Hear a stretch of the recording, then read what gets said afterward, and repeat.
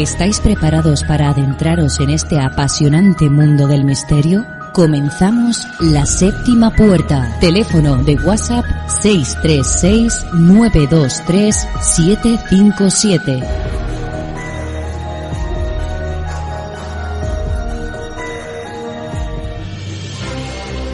Supervivencia es una palabra que suena extrema y a muchos les hace pensar que esta solo es necesaria en ocasiones que no les va a tocar vivir. Saber salir de una situación complicada, tomar decisiones que en tan solo un segundo pueden determinar un antes y un después y en numerosas ocasiones poner en juego tu vida o las de los que te rodean. Pero supervivencia es mucho más que eso. Tener nociones básicas de supervivencia es un sinfín de información y conocimientos que están al alcance de todos y que pueden darse en el día a día y en más ocasiones de las que podéis imaginar. ¿Cuántas veces has pensado qué harías si ocurriera un accidente? Si alguien entrara en tu casa, si te vieras involucrado en una pelea, si en una noche de acampada te vieras perdido en medio del bosque o en un paseo con tu perro un insecto te picara o trajeras contigo una garrapata. ¿Qué harías si tuvieras que auxiliar a alguien que ha tenido un accidente? Incluso en nuestra propia casa, a veces, ocurren pequeños accidentes en los que realmente no sabemos qué hacer. Si además eres senderista, practicas urbex, investigas fenómenos paranormales o simplemente te gusta la naturaleza, viajar o dar un paseo, has de saber que en cualquier momento o cualquier lugar pueden ocurrir pequeños accidentes o situaciones en las que con estas nociones básicas sabrías cómo actuar. Yo he estado en varias ocasiones en cursos de supervivencia y puedo deciros que es un mundo apasionante, que todos deberíamos dar en la escuela, entre otras materias, porque todo lo nombrado anteriormente es solo la punta del iceberg de lo que abarca.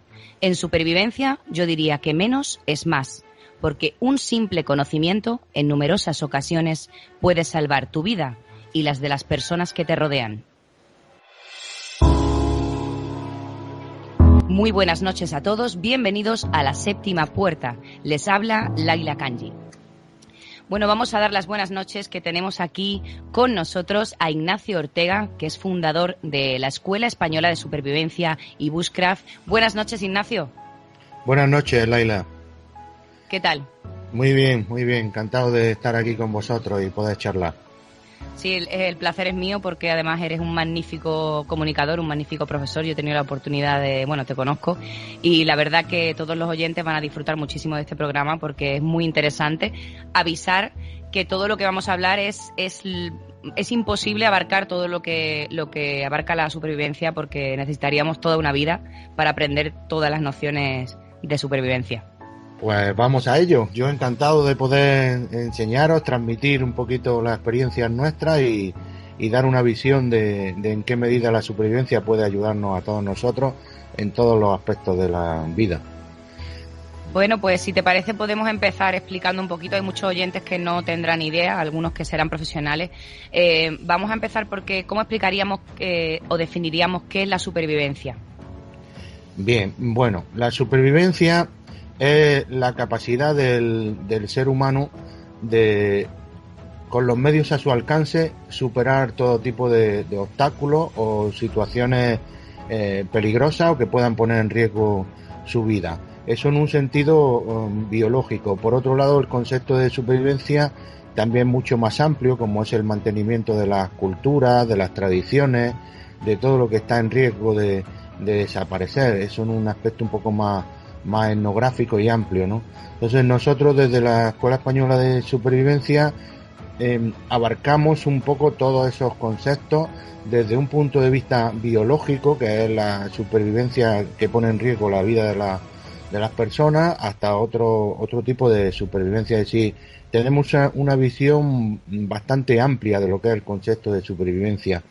Respecto de la definición de supervivencia, que te he comentado así una por encima, como es la capacidad del ser humano de, con los medios a su alcance, sobrevivir o superar situaciones y adaptarse al medio que le rodea de la mejor manera posible, decirte, que es algo también anecdótico y muy curioso, que la definición de inteligencia es la misma. De hecho, en el grupo de alumnos que tenemos, con un grupo de WhatsApp con 100 y pico alumnos, yo accedí a la definición de inteligencia de Wikipedia, cambié el concepto, cambié la palabra inteligencia, puse supervivencia, la mandé al grupo y les pregunté ¿qué os parece la definición de supervivencia? Y se estableció durante un par de días una charla, un diálogo constructivo. Pues sí, me parece estupendo, pues es verdad, y luego a los 2 o 3 días le dije, porque sepáis que no es la definición de supervivencia, es la definición de inteligencia, y aquí os mando el vínculo en Wikipedia para que podáis comprobarlo. ¿Qué quiero decir con esto? Que supervivencia es inteligencia. La inteligencia, y lo tengo aquí ahora mismo delante, una de las definiciones que pone Wikipedia sobre inteligencia es un conjunto de habilidades para adaptarse al entorno. ¿Y eso qué es? Supervivencia. Otra definición de inteligencia, capacidad de resolución de problemas y la elaboración de productos que sean valorados. Estoy leyendo literalmente la definición en Wikipedia de inteligencia. ¿Y eso qué es? Supervivencia. Es decir, nosotros vamos a empezar a valorar lo que es la supervivencia, como es la inteligencia, la capacidad del ser humano de sobrevivir, de valorarse, de sobrellevar todas las situaciones de la vida. Sí, la verdad que es muy completo y es muy curioso lo de la inteligencia. El que lo esté escuchando estará a cuadro seguramente. Bueno, vamos a empezar a ir abarcando un poquito el tema de cómo superamos una situación de supervivencia o cómo evaluamos y actuamos dependiendo de la situación. Bueno, para evaluar una situación hay que tener presente, digamos, ciertos factores relativos al entorno, al grupo, a la situación, ¿no?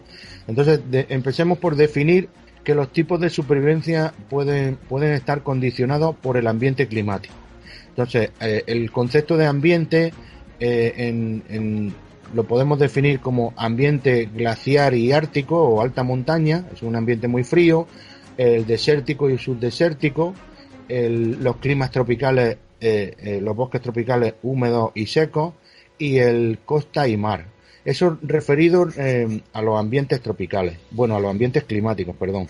Luego, la supervivencia también no es solo sobrevenida por situaciones ambientales, también los factores antrópicos, antros es hombre, entonces los factores producidos por el hombre, como las guerras, las hambrunas, las migraciones, los asaltos, un acto terrorista, te vas por la calle en un país conflictivo y te pillas en medio de un tiroteo, un robo. Todo eso son situaciones que ponen en peligro tu integridad y la de los tuyos, física, ¿no? Pues eso son también situaciones de supervivencia. Factores antrópicos, las pandemias que estamos viviendo actualmente, las epidemias, todo eso son situaciones de supervivencia. Y por otro lado, también están los producidos por desastres naturales. Los desastres naturales, los terremotos, los huracanes, los seísmos, los corrimientos de tierra, las lluvias torrenciales con grandes avenidas de agua, un montón de situaciones. Caerse con el coche a un río o un lago es también una situación de supervivencia. Es decir, la supervivencia se puede dar de muchísimas maneras y a lo largo de nuestra vida no estamos nunca libres de que pueda pasar cualquiera de esos eventos negativos. Es más, no depende de nosotros. En cierta medida, luego hablaremos de la capacidad de preverlo, porque eso va a minorar muchísimo la probabilidad de que sucedan, pero no estamos exentos de que los desastres y otros elementos, como son factores externos a nuestra voluntad, nos afecten. Entonces, a lo largo del ratito que estemos hablando, hablaremos de cómo paliarlo. Y respecto de la pregunta, ¿cómo solventarla o preverla o gestionarla?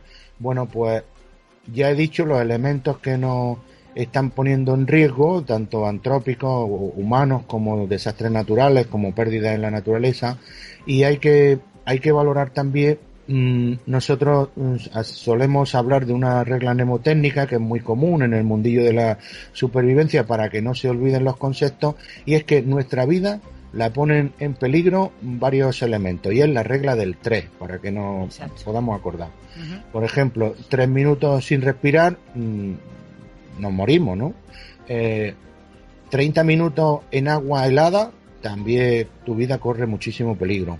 3 horas en alta montaña sin ropa de abrigo, también puedes morir por hipotermia. 3 días sin beber, te mueres. Y 3 semanas sin comer, te mueres.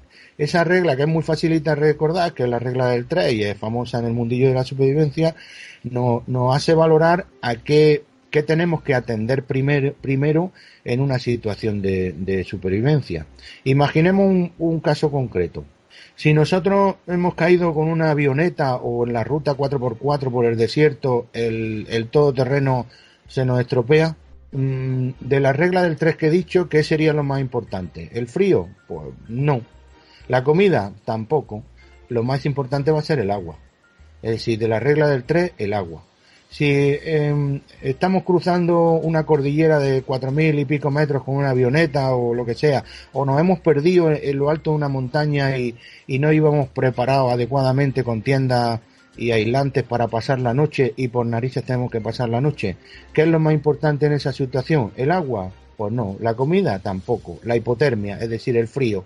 3 horas o una noche sin un abrigo adecuado nos va a matar. Entonces, en supervivencia tenemos que estructurar los ambientes, ya sean tanto naturales como humanos, y valorar la regla del 3, cuál es la que nos afecta primero en nuestra vida o en nuestra integridad física. Y en función de eso ya empezaremos a tomar medidas. Maravilloso, maravilloso. Es verdad, la regla del 3, que además te lo iba a preguntar porque es muy interesante, muchísima gente no lo conoce y creo que es lo que tú dices, que hay que valorar, ¿no? Y ver qué es lo primordial que hay que buscar en esos casos, lo primero que hay que atender para poder sobrevivir. Ignacio, vamos a contar un poquito qué es todo lo que abarca el curso de supervivencia, porque la gente que no lo conoce tiene un concepto muy equivocado y quiero que nos cuentes todo lo que se toca, todos los puntos que se tocan en estos cursos. Bueno, la Escuela Española de Supervivencia tiene tiene una visión, una misión y unos valores que son los de formar a las personas en técnicas de supervivencia. Entonces, los cursos, los iniciales, se llaman cursos de técnicas de supervivencia, porque existe un mal entendimiento de la supervivencia muy imbuido por la cantidad de programas que vemos en la tele, en fin, documentales, etcétera. Y todo el mundo que me llega considera que la supervivencia es pasarlo mal, tirarse al campo, comer cigarrones, grillos y gusanos y, en fin, y cosas de ese tipo. A ver, eso es algo extremo y es lo que nos están vendiendo muchos reality shows y cosas así que quieren vendernos un poco la situación. La supervivencia es el arte de sobrevivir. Y bueno, digo arte porque conlleva tanto formación como habilidades y destrezas que vamos a desarrollar en los cursos. Y en la Escuela Española no hacemos supervivencia real, al menos en personas sin experiencia y que no hayan superado los cursos de iniciación. Lo mismo, es la misma metáfora que si yo fuera un profesor de autoescuela, tú no tienes el carnet y quieres sacarte el carnet, yo no te digo, oye Laila, ten las llaves del coche, está en la puerta y vete a practicar. ¿A que no? Porque no. Va a producirse algún accidente, seguramente. Bueno, pues en supervivencia yo no hago, o en la escuela no hacemos supervivencia real, ni siquiera semi-real, para personas que no están formadas. Es decir, no tienen la teoría, no tienen las prácticas y luego saldremos con el coche a dar una vueltecita, ¿vale? Entonces, los cursos se llaman cursos de técnicas de supervivencia porque durante los días, que normalmente son 3 días, 2 noches, compartimos viviendo en plena naturaleza, en distintos ambientes, como he dicho antes, de costa, mar, montaña, bosque y alta montaña. En esos 3 días estamos aprendiendo un montón de técnicas para sobrevivir. Es como la teoría del carnet de conducir. Primero aprendes todo lo que tienes que aprender en cuanto a formación. Y a partir de ahí, pues ya empezamos las prácticas y habilidades. Porque algo que tiene la supervivencia es que para aprender supervivencia hay que primero tener conocimiento, que es el proceso de formación que aplicamos en la escuela. Luego, habilidades. Las habilidades, nosotros podríamos estar hablando por teléfono con cualquier alumno 14 años seguidos, que yo nunca le podría explicar cómo montar en bicicleta. Hasta que mi alumno no coja la bicicleta, no va a aprender a montar en bicicleta. ¿No me dan la razón? Sí, bueno, sí. Pues efectivamente, primero formación, luego habilidades y luego fortaleza. Esos son los 3 palos, las 3 elementos básicos para formarse en supervivencia. Formación son conocimientos técnicos, conocimientos científicos, por ejemplo, el tipo de plantas, cómo reconocerlas, saber si tienen propiedades medicinales, comestibles, venenosas, etcétera. El tipo de rocas donde encontrar agua. Yo, como tengo formación en geología, miro el paisaje y con gran probabilidad localizo agua. No es que sea exactamente, pero con muchísima más probabilidad que el que no tiene esos conocimientos de diferenciar lo que son rocas permeables, impermeables, fenómenos kárticos, etcétera, ¿vale? Que tú lo has vivido porque has estado en 3 cursos con nosotros. Vale, pues todo eso es formación. Lo mismo en astronomía. En astronomía enseñamos muchísimas cosas, por eso mirando las estrellas sin tener un profesor a tu lado, pues estarás muy relajado, pero lo que es formación no estás recibiendo ninguna. Entonces, formación. Luego habilidades. Hacer fuego, que lo vemos mucho en los vídeos de YouTube y en las películas, que el señor o la señora coge un palo y empieza a hacer fuego. Eso es porque no han salido las 40 veces que no le ha salido el fuego. Es decir, los youtubers hacen fuego a la primera, pero es que los 40 vídeos donde no le ha salido no los han puesto. ¿Y qué es lo que produce esto? Produce, digamos, cuando te pones a hacerlo tú y crees que lo vas a sacar a la primera, te produce ansiedad y dices, esto no es para mí o no estoy preparado, y no es verdad, es que necesitas, es como lo de la bicicleta, no te puedo dar la bicicleta y que empieces a dar vueltas a la primera, te vas a caer un par de veces, pues hacer fuego es lo mismo. Entonces, la supervivencia ya decimos que es formación, habilidades o destrezas y luego fortaleza. La fortaleza se refiere a la capacidad del ser humano de aguantar situaciones físicas o psicológicas extremas. Y porque el ser humano es un ser social, nosotros necesitamos estar comunicados, necesitamos transmitir nuestros miedos. ¿Por qué? Porque cuando tú transmites tu miedo, lo estás compartiendo, y un miedo compartido es la mitad del miedo, ¿vale? Nosotros también, bueno, como anécdota te diré que cuando hace 15 años empecé a buscar el nombre para la escuela, se me ocurrió incluso ponerle escuela de supervivencia Wilson. ¿Sabes quién era Wilson? Cuéntame, que eso es muy interesante. El balón que tenía, sí. el del último náufrago que se perdió en la isla y no tenía con quién hablar ni quién contarle sus problemas, y al balón o al coco le puso de nombre Wilson. Me pareció súper gracioso, pero esa anécdota refleja un poco nuestras carencias como seres humanos. Nosotros somos animales sociales y necesitamos compartirlo. Entonces, la fortaleza.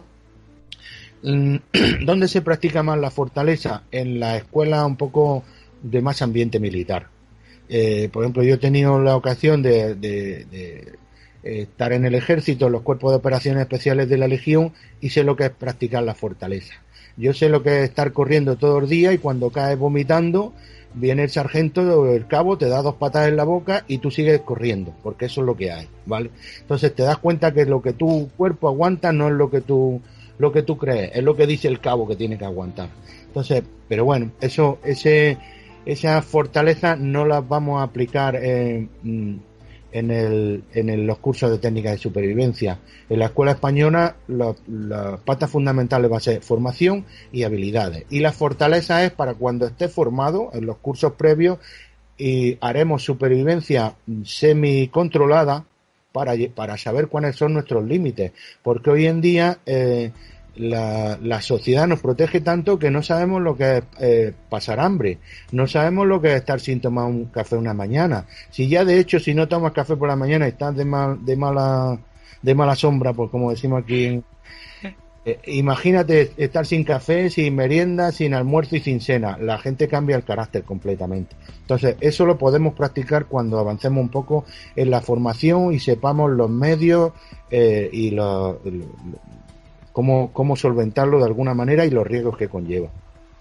Sí, pues de todo lo que has comentado, me ha encantado que comentes el tema de hacer fuego con un palito, porque es verdad que la gente está muy equivocada. Yo me he tirado horas allí, me acuerdo cuando estuve allí con David, que es súper complicado. Hay muchísimas maneras de hacer fuego, muchísimas más fáciles, que las hemos hecho con vosotros y que la gente desconoce, con cosas básicas que tenemos a nuestro alcance.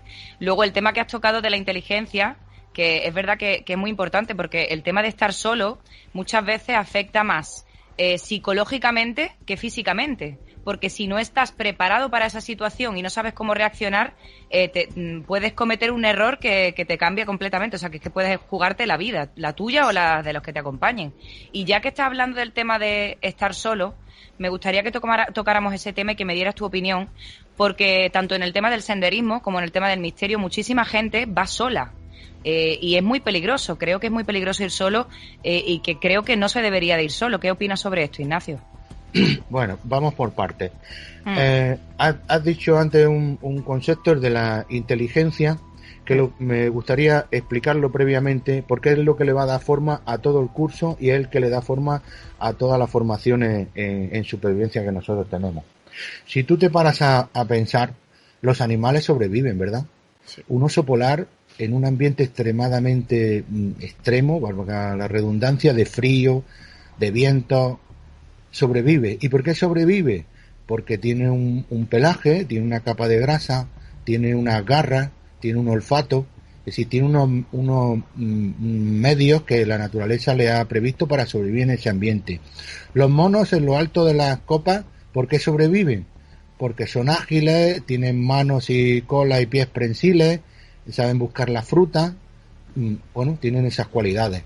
Las focas, ¿por qué sobreviven? Tienen capacidad de natación, además en aguas heladas tienen una piel y una capa de grasa que las protege. A nosotros, al ser humano, nos dejan en medio de un bosque y si tú has visto los programas estos de 21 días al desnudo, si los dejan 20 y tantos días más, lo tienen muy mal, ¿vale? Lo tienen, no voy a decir que lleguen al extremo, pero van cada vez a menos, ¿no? Es decir, el ser humano nos dejan ahora mismo en la naturaleza y no duramos nada de tiempo, es decir, morimos. ¿Por qué? Porque no estamos preparados. ¿Qué herramientas? ¿Tenemos las garras del oso? No. ¿Tenemos la piel de una foca? No. ¿Tenemos las manos prensiles de los simios? No. ¿Qué tenemos? ¿Leila? ¿Qué tenemos? La inteligencia. La inteligencia. Esa es nuestra herramienta. Esa es la que tenemos que desarrollar. Y por eso toda la estructura de formación de la Escuela Española de Supervivencia se basa en desarrollar el arma o la virtud que el ser humano dispone para sobrevivir, que es la inteligencia. Entonces, la primera lección que damos en el curso de técnica de supervivencia es el desarrollo de la inteligencia. Incluso hablamos, porque para el desarrollo de esa lección nos reunimos con psicólogos, con filósofos, y se estableció un protocolo para ser más inteligente, que es algo que la gente normalmente no lo asume, decir, cree, bueno, yo soy como soy. No, tú si te desarrollas tu músculo de la inteligencia, llegarás a ser más. Y si no, bueno, pues ahí te queda un poco como estás, ¿no? Entonces, nosotros la primera lección es desarrollar la inteligencia. Y en ese aspecto desarrollamos lo que es la mayéutica, que es el arte de razonar. Está el razonamiento deductivo y el inductivo, que era la ciencia, era el arte que nuestros antepasados, los filósofos griegos, desarrollaban para crear conocimiento. Entonces, nosotros a partir de ahí hemos cogido el arte, la capacidad de razonar, que es el razonamiento deductivo e inductivo, y a partir de ahí lo aplicamos en todos nuestros métodos. De concreto, aunque no quiero ser muy extenso, el razonamiento deductivo nace de a partir de una premisa o ley primaria o ley general, se deducen cosas aunque tú no las hayas vivido. Por ejemplo, una ley primaria o ley fundamental es la de la gravedad. Los cuerpos son atraídos siempre por el de mayor masa y cualquier cosa que elevemos en el aire pues es atraído por la tierra, es decir, vulgarmente cae al suelo, ¿vale? Si nosotros estamos en una situación, voy a hacer ya un ejemplo práctico en una situación de supervivencia, teniendo en cuenta esa premisa o esa ley. Si nosotros estamos en alta montaña tipo seca, como los Andes, no tenemos agua y necesitamos agua, ¿dónde la vamos a buscar? Pues esa ley o premisa general, que es la de la gravedad, nos dice que la tenemos que buscar en los sitios más profundos, barrancos, valles, minas, cuevas si la hubiera. Entonces, es a partir de un conocimiento de una ley, deducimos acciones que nos van a ayudar en nuestra vida. Eso se llama razonamiento deductivo. Y el inductivo trabaja al revés. Observamos muchas cositas que están pasando, después de ver todas esas cosas intentamos deducir la ley que las genera, y a partir de que tengamos esa ley deduciremos cosas aunque no las hayamos vivido.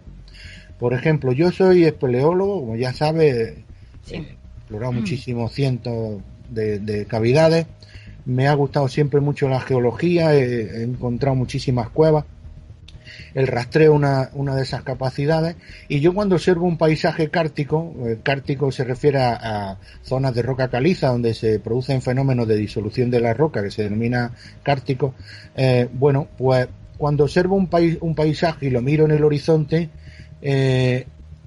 cuando detecto una higuera, al 99% en la puerta de esa higuera, bueno, al lado de esa higuera hay una cueva, sima, cavidad o fractura. Entonces, ¿qué es lo que hago yo para buscar cuevas cuando voy a zonas de roca caliza, que es donde se dan? Pues no busco cuevas, busco higueras, ¿sabes? Y claro, cuando encuentras una higuera y la asimilas con una cueva, otra y lo mismo, a partir de ahí, que son distintos fenómenos que están pasando, deduces o tienes que deducir por qué se producen higueras en la puerta de las cuevas. Y el razonamiento es el siguiente, y es que las aves gramíneas, como los gorriones, cuando comen esos granos, los depositan con sus excrementos, los depositan en muchos sitios, pero solo agarran en zonas con mucha humedad, como son las salidas de las cuevas. Entonces, es el fenómeno por el que podemos encontrar cuevas. Pero ahora voy a avanzar un poquito más. Si yo necesito agua y estoy en un paisaje kártico, ¿qué es lo que hago? Busco una higuera.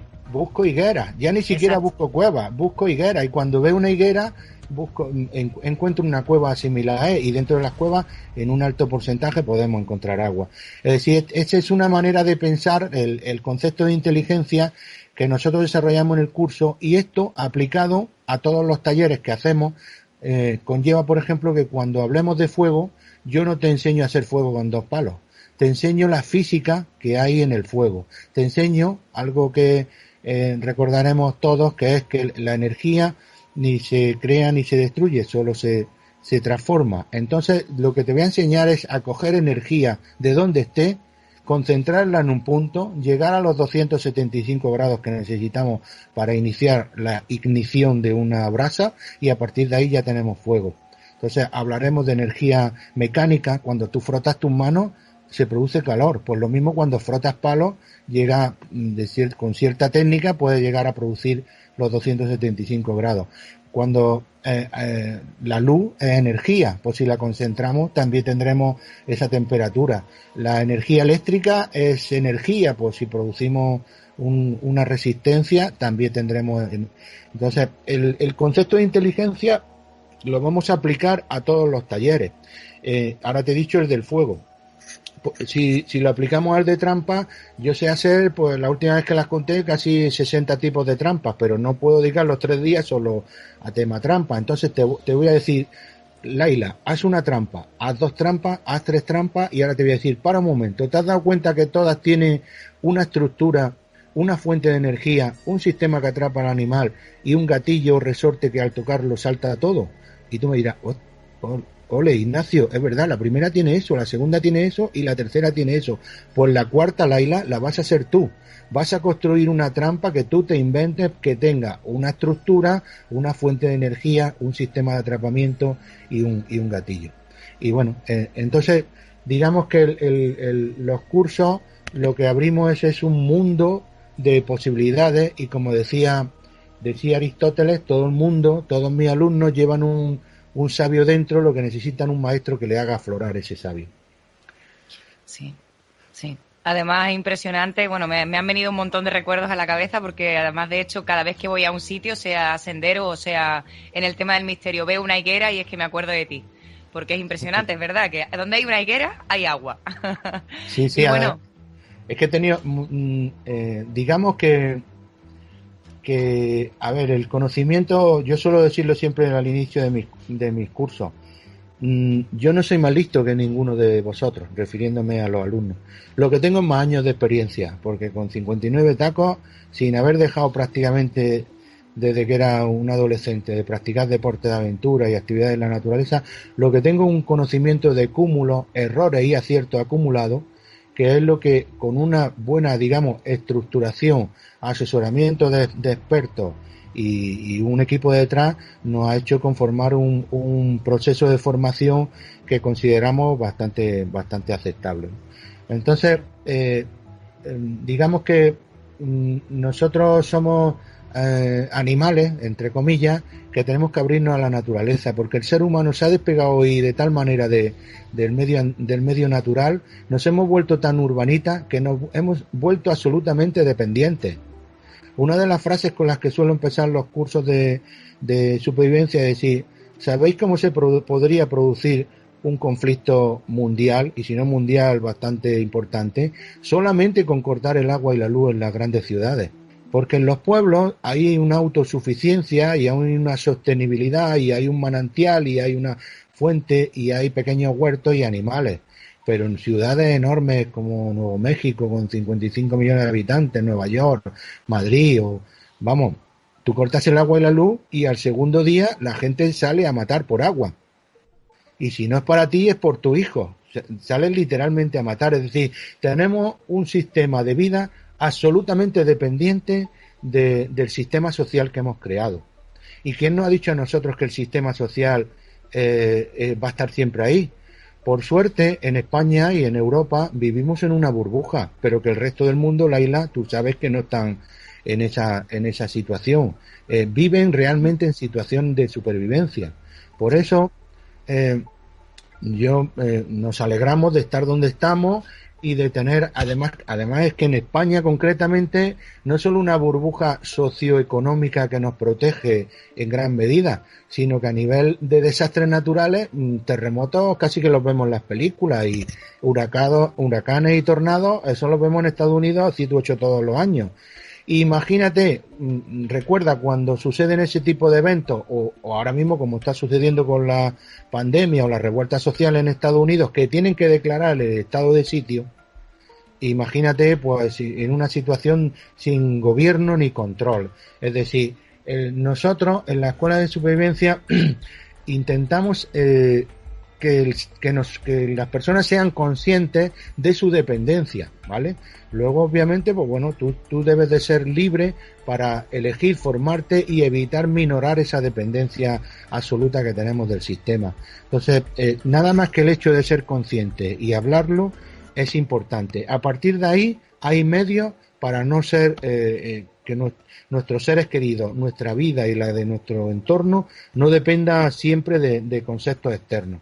Sobre todo porque cuando hay desastres naturales de importancia nacional y cae el sistema, no van a venir los equipos de rescate. Yo se lo digo muchas veces, no es lo mismo una situación de supervivencia perderse en Sierra Nevada aquí, que a las 11 de la noche tu familia está dando el parte y a las 3 de la mañana están nuestros superprofesionales del SEREIN buscándonos en lo alto de la sierra, que si te pierdes en el Amazonas o te pierdes en el Atlas marroquí. Hace unos años sucedió un accidente de unos espeleólogos compañeros míos del grupo Ilíberis de Granada, y los equipos de rescate inexistentes, totalmente no preparados. Vamos, aquello fue un desastre, hubo hasta muerte y se podía haber evitado con unos buenos equipos de rescate. Lo que me vengo a referir es que debemos de valorar en qué país, en qué entorno estamos haciendo nuestras actividades, porque una situación de supervivencia, un accidente, un perderse en el campo, no llevar una tienda de campaña, una manta térmica, puede ponernos en peligro realmente nuestra vida. Y estar preparado, estar formado y saber los riesgos a los que nos enfrentamos es lo principal para evitar ese tipo de cosas. Sí, además con lo que estás hablando, Ignacio, es verdad que en esto que estábamos viviendo de la pandemia, en muchas ocasiones hablando con muchas personas, yo les decía, tenéis que dar gracias de que tenemos agua y luz, porque habría que ver lo que está ocurriendo si no hubiera agua y luz, simplemente con eso, la que se podría formar, porque no estamos preparados, ni psicológicamente ni materialmente preparados para afrontar esas situaciones, y podría ocurrir perfectamente. O sea, que tenemos que dar gracias, como tú dices. Por supuesto, si en la mayoría de los países, a ver, una de las causas principales de muerte en el mundo es el agua. porque no todo el mundo tiene la suerte de abrir un grifo y que salga agua potable. Hay poblaciones donde tienen que andar varios kilómetros para llegar a un charco donde recoger agua, charco que a veces puede estar contaminado. Es decir, tenemos que dar gracias y tenemos no solo eso, sino que valorar y ser conscientes de la ventaja que tenemos, porque cuando hagamos un viaje a otro país no vamos a tener esta situación de protección total que disponemos acá. Entonces, el ser consciente y el preverlo es fundamental. De hecho, la semana que viene sacaremos un libro que se llama 50 consejos de supervivencia y 50 mitos erróneos. Va a ser un Wow. hemos querido en la escuela escribir no solo otro manual más de técnicas de supervivencia, sino el paso que había previamente.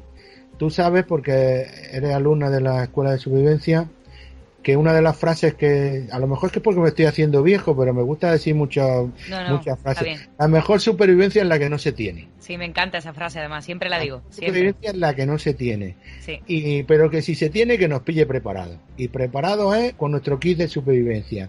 Y medio en serio, medio en broma, ya sabes que te digo que tengo 3 kits. Uno es la maletita esa pequeña donde llevo todos los artilugios para el fuego, las pastillas para potabilizar, etcétera. Otro es mis conocimientos, que lo llevo puesto en la cabeza, que ese no creo que se me olvide, porque si alguna vez se me olvida la cabeza no me va a hacer falta nada más. Y luego un poco de tripita, que llevo aquí unos kilitos de más en la barriguita, esos me sirven de reserva. Sí, la verdad que es maravilloso porque, bueno, ya como tú has dicho y hemos dicho ya varias veces, yo he estado 3 veces y voy a volver seguro. Nunca acabas de aprender y bueno, como has dicho, tocas el agua, el fuego, el refugio, pero también se toca, bueno, cartografía, astronomía, tocamos también el tema de defensa personal, que también me gusta la frase, igual que aplica lo de la mejor supervivencia es la que no se tiene, la mejor defensa es la que no se tiene. Sí. Podría hablar un poquito, porque defensa personal, también de primeros auxilios, que abarca todo. Claro, la supervivencia, como abarca todo lo que el ser humano necesita para sobrevivir en todos los aspectos, la hemos estructurado en 8 talleres. El primero es, como hemos dicho al principio, la inteligencia. Abarca también protocolos de actuación, es decir, si aquí hubiera ahora mismo un terremoto, ¿qué protocolo tenemos que seguir? Si no estás formado en un protocolo, la decisión de salir a la calle o quedarte dentro del edificio puede ser la diferencia entre morir o seguir viviendo, ¿vale? Bueno, pues existe una serie de protocolos que estudiados por expertos se tienen que aplicar. Si se produce ahora mismo un terremoto y estamos en una zona de casas bajas, puedes salir corriendo a la calle, evitar que te caigan elementos de la fachada o estar cercano a postes de la luz y estarás relativamente en una zona segura. Pero si estás en medio de Manhattan con edificios de 100 plantas de altura, es inviable salir a la calle, porque la mayoría de los muertos se producen por caídas de cascotes, ventanas y cristales de la fachada. Es decir, estaba hablando de las 8 lecciones en las que se compone la supervivencia: inteligencia, protocolo y anillos de seguridad y avance en el medio natural. Ese es el primer taller. Avance en el medio natural incluye cómo movernos mediante tirolina, escalada, rappel, manglares, zonas pantanosas, bueno, un sinfín de cosas que bueno, se pueden ver, ¿no? Ese es el primer anillo. Luego, la gestión del agua. El agua, cuando a una persona normal sin formación nos dicen agua, trae agua, esa persona sabe lo que piensa en un grifo y en una botella de agua mineral. Un superviviente formado en nuestra escuela piensa en cualquier cosa que tenga humedad. Es decir, de un algarrobo, que es un árbol típicamente de la franja mediterránea de zona secana, yo saco agua varios litros de un algarrobo. ¿Por qué? Porque en supervivencia, en el curso de supervivencia, aplicando el concepto de inteligencia, enseñamos procesos físico-químicos de evapotranspiración, de condensación, para sacar la humedad de donde esté, ya sea de una planta o de un animal muerto o de los orines o del agua de mar, sacar por evapotranspiración y condensación aguas limpias, concentrarlas y ya tenemos el agua que necesitamos. Luego el concepto del agua, cuando miramos el paisaje, te voy a decir como caso de anécdota que el mayor depósito de agua dulce que tenemos en Andalucía Oriental no es ningún pantano, no es el gran pantano de Rules ni el Negratín, es la Sierra Gorda, que está entre Loja y Zafarraya y la costa de Málaga. Superficialmente es un desierto kárstico para más razones, porque es de roca caliza, y la roca caliza es una roca muy permeable, el agua no discurre por superficie y pasa directamente a los niveles subterráneos o niveles freáticos. Sin embargo, con el concepto que te expliqué antes de la higuera y de conocer los distintos tipos de rocas permeables e impermeables, sus colores, sus diferencias, ver dónde se encuentran los contactos, pues si encima de un contacto de roca permeable con un color tenemos un contacto de filitas, esquistos, cuarcitas o gneiss, que son las rocas grises, que son las impermeables, pues en el contacto entre las permeables y las impermeables y tendremos todas las fuentes. Entonces, y mucho más. Ese tipo de formación y de conocimiento es la diferencia entre seguir un camino y no encontrar agua o seguir otro y encontrarlo. Tengo muchas anécdotas que contar de cosas reales y de vivencias directas, porque lo que te estoy diciendo no es solo que lo he leído en libros, es que, como bueno, ya te he dicho antes, lo he experimentado y cuando salgo con mis alumnos al campo lo vamos viendo sobre el terreno. Bueno, me estoy un poquito yendo de... No te preocupes, es muy interesante. Hemos hablado de los anillos, el agua. El agua. Bueno, el proceso con el agua, aparte de dónde está y cómo está y localizarla, también el agua tiene dos procesos, como tú sabes, que es primero filtrarla, que es quitarle todas las materias de suspensión, y luego potabilizarla. Porque para potabilizarla, que es...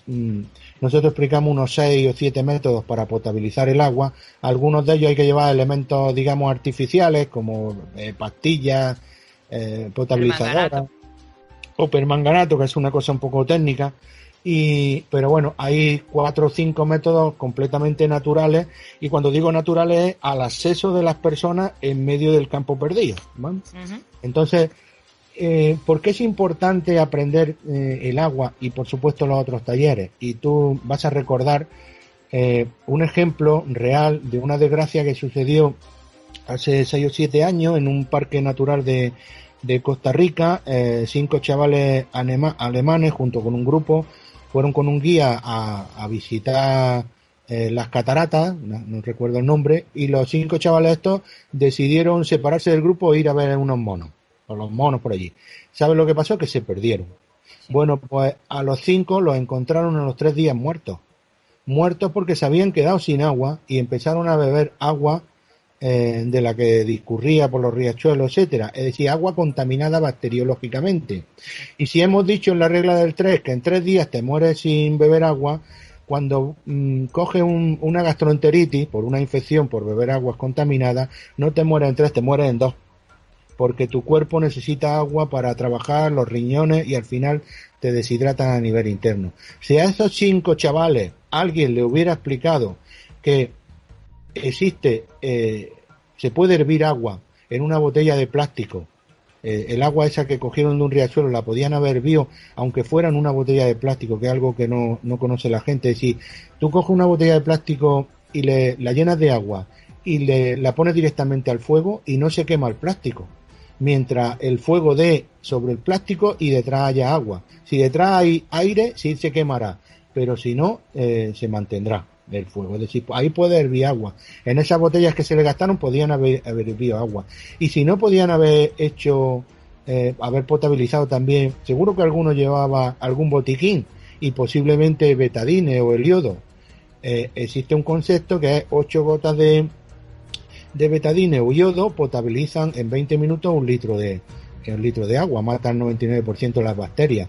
También hay otro concepto que es 2 gotas de lejía hacen el mismo efecto que el yodo, es decir, en un litro de agua, 2 gotas de lejía potabilizan el agua. Y ahora tú me dirás, es que lejía no llevamos al campo. Sí, pero alguien lleva fuego. Bueno, si llevamos fuego podemos hervirla, pero si llevamos fuego también el fuego produce ceniza, ¿verdad?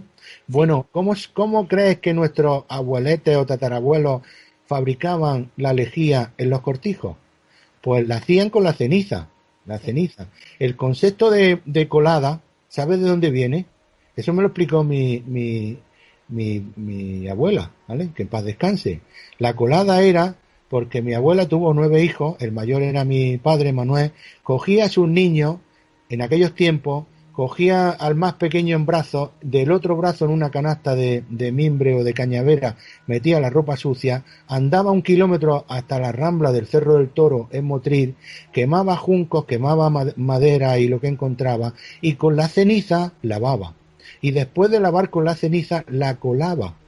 El concepto de colada viene de colar la ropa después de lavarla con ceniza, porque la ceniza tiene una propiedad que es un hiposulfito, un hipoclorito, que es una base, están los ácidos, están las bases, y cuando la concentra hirviéndola con agua, se produce lejía. Es decir, la manera de hacer lejía es una parte de ceniza, 2 partes de agua y se hierve, no sobre una olla de aluminio que se la va a comer, sino mejor sobre una olla de cerámica. Pues después de hervirla, el agua que queda la filtramos o la decantamos y es lejía, ¿vale? Entonces, sí, eso es muy interesante, siempre lo digo, que es una de las cosas que aprendí al principio, que la lejía es agua con ceniza, hervirla, y hay mucha gente que lo desconoce. Y aparte, la ceniza tiene muchísimas propiedades y se puede usar para muchísimas cosas. O sea, si tienes ceniza, lleva contigo siempre porque te puede salvar de más de un apuro. claro, es que, fíjate, muchas veces lo decimos a los alumnos cuando entran, si a un equipo de supervivientes preparados nos dejan en una isla con recursos para la vida, hombre, si nos dejan en el desierto vamos a morir allí como Chichinabo, ¿no? Por decirlo de alguna manera. Pero si nos dejan en un lugar con recursos para la vida, te digo yo que en 2 meses tenemos montado ahí un pueblo, pero un pueblo por todo lo alto, con molinos, hasta con luz eléctrica. Sí, no, sí, con sí. luz eléctrica, no con electricidad, perdón. Electricidad, eso. Electricidad, porque algo que tampoco sabe mucha gente es que cuando se ha estropeado un motor, o a los motores cuando le metes electricidad quedan movimiento, pero a los motores cuando les metes movimiento quedan electricidad. Es decir, podemos crear dinamo. Y teniendo electricidad, pues ya tenemos chispas para hacer fuego. Y bueno, entonces en el curso básicamente lo que enseñamos es a crear elementos, aprovechar los que nos da la naturaleza, que ya son muchos, combinarlos, como en el caso de la lejía, para crear otros subproductos que ya son muchísimos más, y con los subproductos y los productos básicos generar otra tanda de productos y subproductos que multiplica exponencialmente la cantidad de recursos. Es decir, un ejemplo concreto, el fuego. El fuego nos da carbón. Con el carbón podemos, digamos, calentarnos, hacer filtros de agua, hacer pólvora, que también lo hacemos en los cursos un poco más avanzados. También nos da un elemento si nos hemos contaminado comiendo una planta venenosa y tenemos un dolores de estómago, comemos muchísimo carbón y nos limpiará a nivel interno, porque el carbón es inerte, por más que comas no te va a pasar nada, pero absorbe todos los elementos dañinos que tengas en tu estómago. Es decir, el fuego nos da carbón, el fuego nos da ceniza, la ceniza nos da lejía. La lejía, a su vez, nos puede dar jabón, porque la lejía, mezclándola con la grasa de un jabalí o de cualquier animal que hemos cazado, la mezcla y nos da jabón. Además, con la ceniza podemos hacer el fuego. La ceniza también, en menor proporciones con el agua, nos da un desinfectante para lavar la fruta de parásitos externos, o incluso para la higiene personal, no ya a nivel de ceniza, a nivel de lejía, pero con mucho más diluido, higiene personal. La ceniza, a su vez, es un ahuyentador de insectos.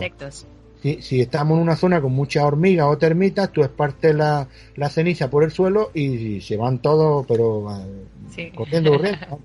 Es decir, la ceniza además nos permite desinfectar el ambiente. Si hemos cultivado, es un nitrato muy importante para los abonos. Y además, si hacemos un filtro para el agua con carbón, si le ponemos un dedito de ceniza, nos purifica el agua. Es decir, unas cosas nos van llevando a otras. Y te das cuenta que la naturaleza, con formación, en cuanto a conocimiento, nos proporciona un montón de elementos básicos que los mezclamos, los combinamos, los procesamos y obtenemos a su vez muchísimos más. Bueno, Sí.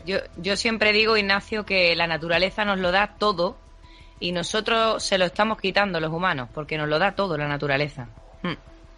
sí, sí.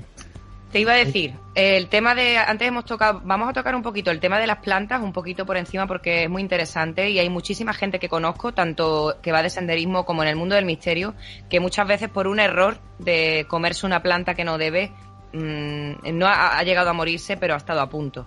Coméntanos un poquito cómo podemos, que todo esto se aprende en el curso también, que hay que decir lo que es muy amplio y hemos dicho que no nos va a dar tiempo de hablarlo todo, pero un poquito cómo diferenciamos una planta y cómo a simple vista podemos decir la probamos o no la probamos y cómo empezamos a probarla, porque la gente coge y se la mete en la boca directamente y esto no es así. Vale. La planta es un apartado del tema 4, que es la alimentación, ¿vale? La alimentación en supervivencia, ya hemos dicho que la regla del 3 era la última, porque era 3 semanas sin comer. Pero ¿qué es lo que pasa? Que como no estamos habituados, no hemos hecho nunca ayunas y bueno, cuando estamos un día y medio estamos ya que nos morimos y parece que nos vamos a morir y una psicosis, una mala hostia, perdóname la expresión, y empiezas a comértelo todo, vamos. Parte número 1 de la primera parte de la parte contratante. No se puede comer todo lo que nos encontramos por ahí.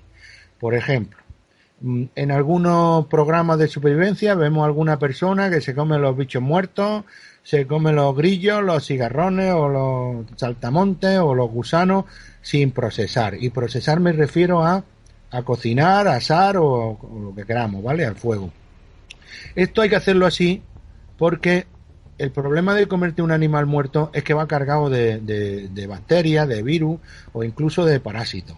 Y si empiezas a alcanzar una gastroenteritis o un problema gastrointestinal, pues digamos que estamos agudizando nuestra situación de supervivencia a mucho mayor riesgo.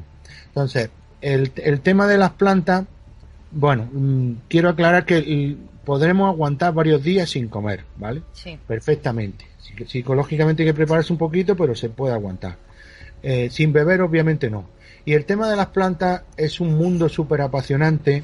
Yo, como habéis deducido por lo que llevo hablado hasta ahora, soy más de roca y de geología y cosas de ese tipo, pero de plantas me quedo alucinado cuando algunos de mis instructores, que son especialistas en plantas, sale al campo y cada paso que da te coge una ramita y te explica su nombre, las propiedades, comestible, no comestible, es decir, si propiedades para la salud, etcétera, ¿no? Sí. Yo suelo decir muchas veces que es imposible aprenderse todas las plantas de un país. Si aquí tenemos más de 5.000 variedades de plantas, sería toda una vida dedicada a las plantas. Entonces, en el curso de supervivencia de nivel 1, lo que enseñamos es la prueba de comestibilidad.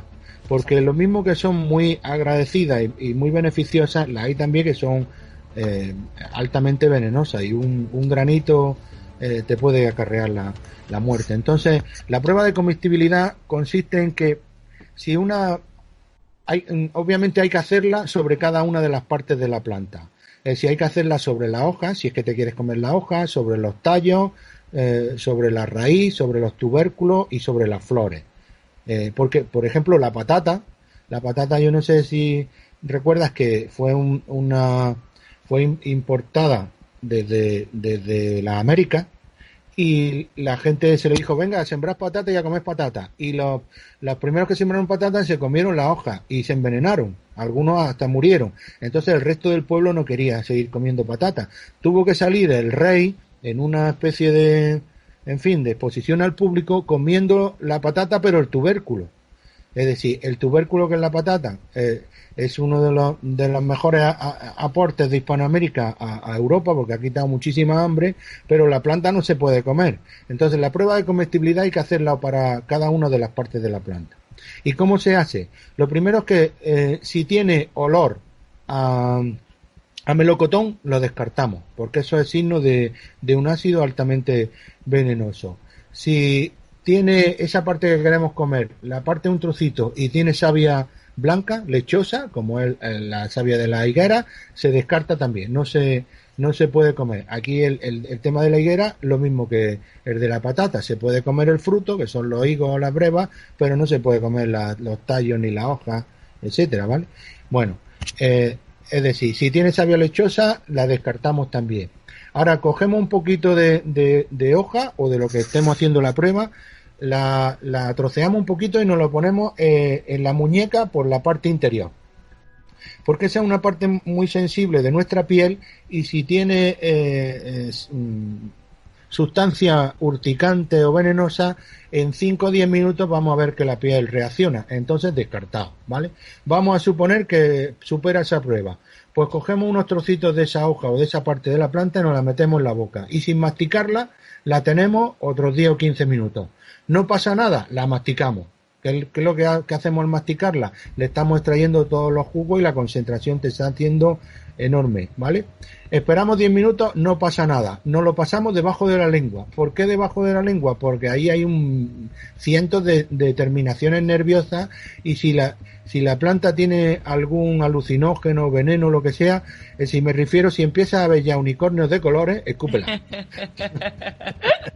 Escúpela. ¿Que no ve unicornios de colores? Pues nada, a seguir buscando unicornios. Nos la tragamos. Y en el caso de ya tragar, esperamos ya del orden de 1 hora o 2 horas. Y si vemos que no pasa nada, entonces que la planta es comestible. Exacto. O es comestible la primera semana, luego puede ser que acabes con los ojos verdes, pero por lo menos ese día no te has muerto. De todas formas, el riego de las plantas es el que te comentaba antes. Casi que la mejor manera de alimentarse es buscar proteínas, y las mejores proteínas y más baratas son los reptiles. Es decir, cuando estemos en modo de supervivencia, lo que tenemos que coger es un palo bien largo, una estaca, como dicen en mi pueblo, y bicho que vea tipo lagarto, culebra o serpiente venenosa, un garrotazo, le cortas la cabeza. Si es serpiente venenosa, la entierras, porque aún muerta como te pinche va a tener problemas, y el resto de la serpiente y de los lagartos se destripan, se les quita la piel, porque en el caso de las serpientes son acumuladores de la bacteria Salmonellosis, y el resto pues se cocina bien cocinado y a la olla, muchaca. Madre mía, es que es lo que hemos dicho, que es un sinfín de cosas que podríamos hablar, podríamos estar aquí pues años hablando de supervivencia. Yo desde aquí aconsejo a todo el mundo que se apunte, porque como ya digo, yo he estado en 3 ocasiones y siempre te quedas con ganas de más. Todo lo que aprendes y todos los conocimientos que adquieres, que son, como está comentando Ignacio, uno tras otro, te lleva a otro, aprendes una cosa y ya abarca un gran abanico de información. Y bueno, has dicho agua, fuego, refugio también. Bueno, no lo hemos dicho, hay que hablarlo. El refugio se considera el evitar una de las causas de muerte más importantes que hay en la naturaleza, que es la hipotermia. Vulgarmente, morirse de frío. La mayoría de las muertes de frío que sepamos que se producen por negligencia de las personas. Es decir, porque no han previsto la meteorología o porque no han llevado el material adecuado. Es decir, a mí no se me ocurre salir al campo, y más si voy con un grupo, sin haber visto la meteorología, porque es que resulta que la montaña puede ser un día estupendo para recoger flores y margaritas, me quiere, no me quiere, o que ves un nubarrón que viene por allí lejos y en 5 minutos se te ha metido encima. Y en Sierra Nevada yo no he pasado más miedo en mi vida que una ventisca que no te ves los dedos de la mano y no sabes para dónde tirar y sin ir preparado. Es decir, la naturaleza, de ser un día estupendo para hacer fotografías de paisaje, en 5 minutos puede ser absolutamente una trampa mortal. Entonces, la previsión es fundamental. La mejor supervivencia es la que no se tiene. ¿Y que eso cómo se evita? Preveyendo tanto la meteorología como el material que va a necesitar. Hace un clima estupendo, nos vamos en manguilla corta a Sierra Nevada y nos echamos crema, no hay problema. Se te mete la ventisca allí y mueres como que se fue a la India. Sí, aparte que eso no lo puedes saber porque yo me he ido muchísimas veces y prevés llegar a una hora y al final se te hace de noche y es que te puedes perder perfectamente allí y no saber qué hacer y decir es que o pasamos la noche aquí o seguimos dando vueltas y nos perdemos más. Claro, pues en el taller de refugio no es solo construir un refugio, es evitar la hipotermia. El mejor refugio es una manta térmica. Luego el mejor refugio también es evitar los vientos y las humedades del suelo. Y a partir de ahí construir, si es que no has llevado tu tienda de campaña o no has llevado un poncho o un elemento aislante, construir un refugio con piedras, con ramas o excavado y haciendo un agujero en el suelo, que también se puede construir perfectamente. Un poquito de imaginación al poder. Ese sería el taller de los refugios. Hemos hablado de protocolo, agua, fuego, refugio, alimentos. En alimentos ya te he comentado que lo mejor es buscar reptiles y cocinarlos obviamente bien, las plantas con la prueba de comestibilidad, lo de las trampas que lo comentamos al principio, del concepto de qué estructura tiene y cómo hacerlo, que por cierto, recordar a la gente que nos está escuchando que las trampas están absolutamente prohibidas, que nosotros solo las montamos a efectos de formación y seguidamente las desmontamos. No somos partidarios, de hecho en los cursos no ni capturamos ningún animal ni matamos ningún animal, somos completamente respetuosos con la naturaleza, pero si en algún momento dado en una situación extrema tuviéramos que cazar un jabalí, una cabra, un conejo, pues al menos que estemos preparados. Sí, el conocimiento. Sí. Y podemos hablar también del protocolo PAS. El protocolo PAS entra dentro también de primeros auxilios y de lo que es el concepto de supervivencia.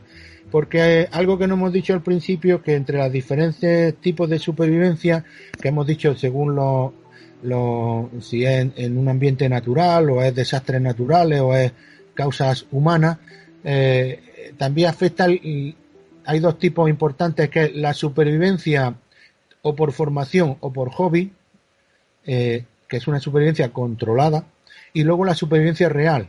¿Qué carácter tiene la supervivencia real? Que se va a producir de una manera imprevista, es decir, no te la esperabas, no estás preparado, no viene tu instructor de supervivencia contigo, te pilla con tu suegra o con tu sobrinito y con el gato del vecino, y luego algo importante que tiene la supervivencia real es que viene siempre asociada a un desastre, pérdida, accidente, una situación realmente estresante, con heridos, si no muertos, y posiblemente muertos de personas conocidas, queridas o familiares. Eso nos lleva a una situación completamente de estrés.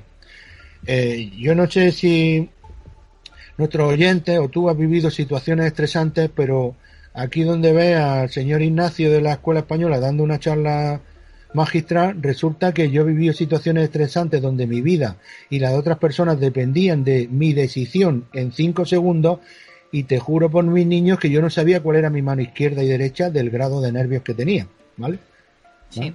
Es decir, es el reconocer esto, yo lo reconozco personalmente, pero no como algo propio de Ignacio, sino algo como propio del ser humano. El ser humano tenemos nuestros defectos y uno de ellos es que en situaciones de estrés no se nos va un poco la pinza, como suele decir vulgarmente. Sí. Entonces, el hecho de hablar de ello ya nos hace ser más conscientes. Y la solución es el protocolo PAS, que se da en el curso de primeros auxilios, que son las siglas de proteger, alertar y socorrer. Es decir, cuando hay un accidente, lo primero que tenemos que hacer no es socorrer a los heridos, es proteger el entorno para que no se vuelva a producir más accidentes, señalizar para que no se produzcan nuevos heridos o muertos. Lo segundo es alertar a los equipos de rescate o pedir ayuda. Y lo tercero es socorrer. Y en socorrer, como tú bien sabes, entramos en uno de los talleres de la supervivencia, que es de primeros auxilios, donde ya hablamos de shock, de insolaciones, de golpes de calor, de traumas, de quemaduras, heridas abiertas, heridas cerradas, construcción de sistemas para transportar a un herido, hacer una camilla con una cuerda, en fin, un montón de cosas que tú has vivido. Sí, porque es verdad que es importante, que estamos tocando muchísimas cosas y luego, como he dicho al principio en la introducción, hay muchas cosas que nos pueden pasar cotidianamente, incluso en nuestra propia casa, como acabas de decir, por ejemplo, las quemaduras, y muchas veces la gente tiene el mito de hacer una cosa y se está equivocando, y ahí puede perjudicar más todavía, por ejemplo, en este caso, las quemaduras. Cuéntanos algo acerca de esto, Ignacio. Estos accidentes caseros que nos ocurren muy comúnmente. Bueno, las quemaduras, cuando estamos en una situación de supervivencia, básicamente es evitar la exposición al sol, ¿no? Entonces, cuando estamos en un ambiente de muchísima calor, evitamos tanto la exposición de nuestra piel al sol como lo que son los ejercicios físicos en horas de máxima calor, porque eso nos va a evitar también tanto quemarnos como un exceso exacerbado del consumo de agua por sudoración, ¿no? Entonces recomendamos básicamente solo hacer actividades o al amanecer o al atardecer y anochecer, lo que son movimientos y exposiciones. Y ¿tú has visto alguna vez un beduino en manguilla en camiseta de tiranta? ¿A que no? Pues, No. básicamente ellos llevan prácticamente toda su piel cubierta y además llevan una especie de capa de aire interna entre su piel y la que hace un poco de cámara de aire. Entonces la mejor manera de evitar quemaduras en la naturaleza es tener también sobre todo la cabeza, porque aunque tengamos pelo, la cabeza nos puede dar un golpe de calor. Sí. Yo he estado a veces hecho cursos de supervivencia que tengo que reconocer que no había ido previamente a inspeccionar la zona y tuve el error de acometerlos con varios clientes y nos vimos en una situación en el mes de julio a 40 grados y no llegábamos nunca al agua, nos quedamos sin agua, lo pasamos fatal. Bueno, yo creo que hubieran dado 15 minutos más y me hubiera dado un golpe de calor. Es decir, fijaros que aquí está hablando un instructor de supervivencia y hasta yo he tenido mis fallos y he tenido errores y bueno, es por eso que los comento. Hay que ser humilde para seguir siempre aprendiendo e intentar evitarlos, porque que se te quede la boca seca como una alpargata es una sensación bastante. Vamos, cuando llegué al río ni la potabilicé, me tiré de cabeza y digo, prefiero beber agua del río, aunque sea sin potabilidad, porque es que ya me iba a morir, de verdad. Sí, no, pero bueno, es verdad que también lo que estás diciendo, un río es más complicado porque el agua siempre corre y es más complicado que ese agua esté contaminada, te tira de cabeza, pero bueno, lo que tú dices, la humildad y que a todos nos puede pasar, pero si tienes esos conocimientos, pues bueno, ese rato lo puedes medianamente llevar mejor. Claro. Que en otras circunstancias. Yo la verdad que, bueno, no sé si tenéis previsto algún curso, bueno, decir que no solamente lo hacéis porque estás en Granada, pero hay mucha gente que de otros sitios que también hacéis cursos en Madrid y en otras provincias. Incluso el año pasado creo recordar que se fue a Marruecos, que yo no pude ir. O sea, que cuéntale a la gente un poquito lo que hay previsto de estos cursos por si alguien quisiera apuntarse.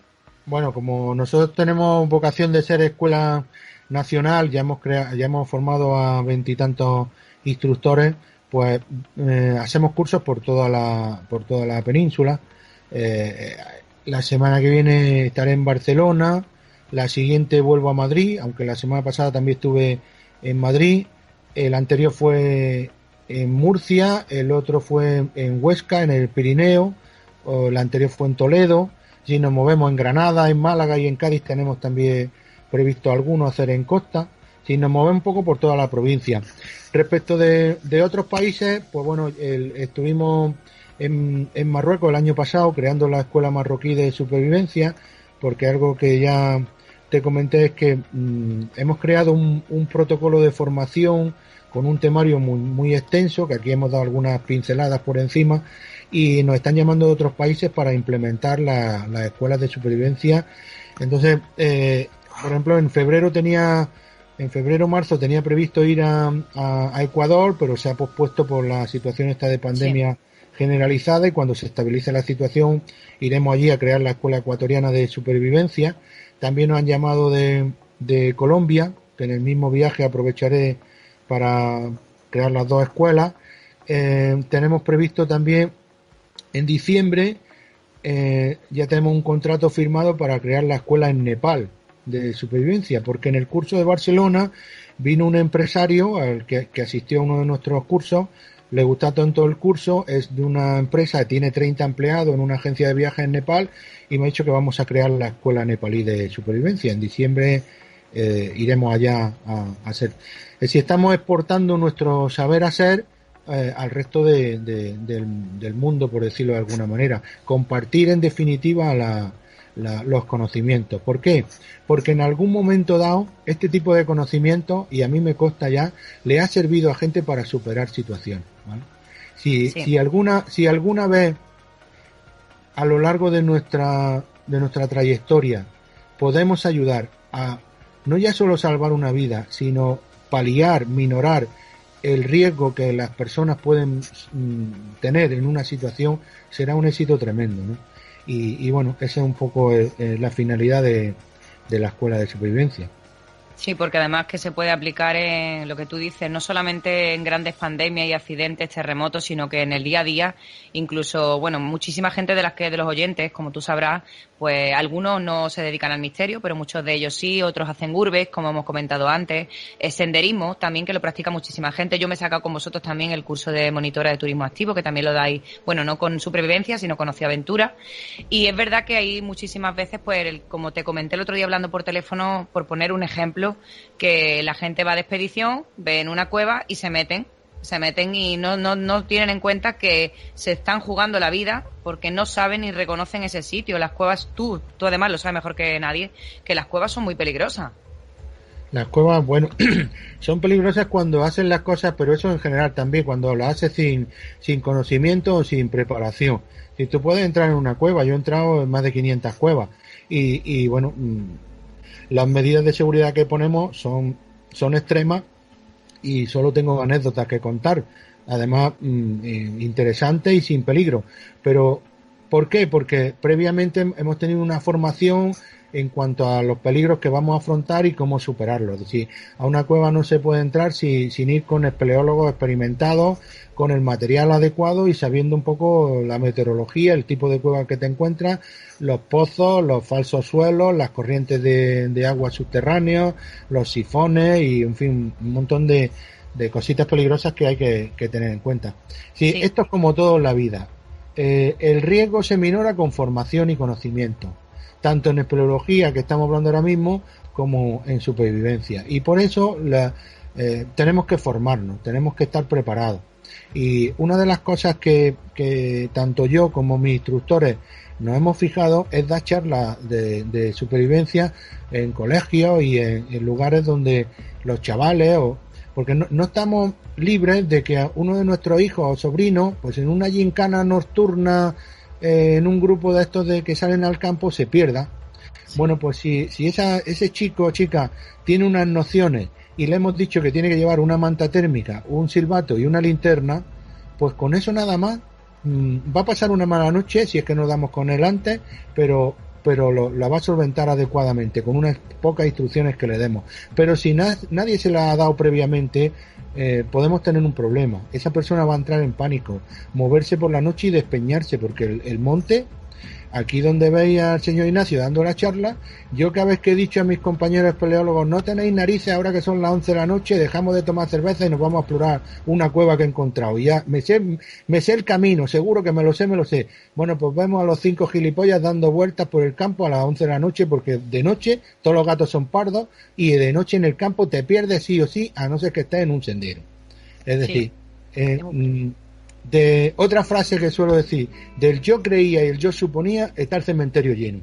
Es verdad. De frases de esas a mí me encantan además, porque es que son verdad. Es que no podemos, lo que tú dices, que deberían de darlo en todas las escuelas, que lo he dicho yo al principio, y debería de ser una materia más, porque claro, es inmenso la cantidad de información y la cantidad de nociones básicas. Yo te he dicho ahora lo de la espeleo por ponerte un ejemplo, como al principio he hablado, pues que la gente dice, bueno, es que esto a mí no me va a pasar. Pero mira, el simple hecho, que además yo tengo una anécdota con las garrapatas, que no le damos importancia, nos vamos de sendero, nos metemos en la montaña, y no le damos importancia. Y yo personalmente tengo una experiencia que gracias a Dios se quedó ahí, pero yendo, por ejemplo, a la Granatilla en Almería, que es el cráter de un volcán, fuimos allí, bueno, fui con mi hija, con una amiga y con una amiga de mi hija. Y claro, yo tengo ya entendido pues que cada vez que voy a un sitio de campo, como tú dices, donde hay ganado, o puede haber posibilidad de que hayan garrapatas, aunque no las veas, pues te revisan los calcetines, los zapatos, la mochila, todo lo que haya dejado en el suelo. Pues aún así, yo llegué a mi casa, y esto es muy fuerte y es verídico, puse una lavadora, y tendiendo la lavadora, mi hija estaba al lado conmigo, doy gracias a Dios que llevaba una camiseta blanca, al estirar la ropa, que tú sabes que la sacas, pom, la estiras y la vas a tender, le saltó una garrapata que había estado en la lavadora, en la camiseta, y la vi, y la garrapata se vino con nosotros aún habiendo revisado todo. Y una garrapata, si se te engancha, puede provocarte la muerte, o sea... Sí, hay que saber extraerlas. No podemos tirar de cualquier manera. Lo mejor es unas pinzas y cogerla por la cabeza, porque el problema de tirar de cualquier manera es que la cabeza se queda dentro de nuestra piel y va a producir una infección. Aparte que el problema de la garrapata es que transmiten muchas virus y bacterias y enfermedades con su saliva, etcétera. Entonces hay que extraerla. ¿Sabes cómo sería una manera de extraerla? Coges una lata de las de aluminio, de Coca-Cola, cerveza o la que lleva. Le haces un pequeño triangulito, una especie de triángulo cortado con unas tijeretas muy abierto. Y el vértice de ese triángulo se lo arrimas como si fuera una pinza a la cabeza y con la parte más estrecha, con el vértice de ese triángulo, extraes la cabeza.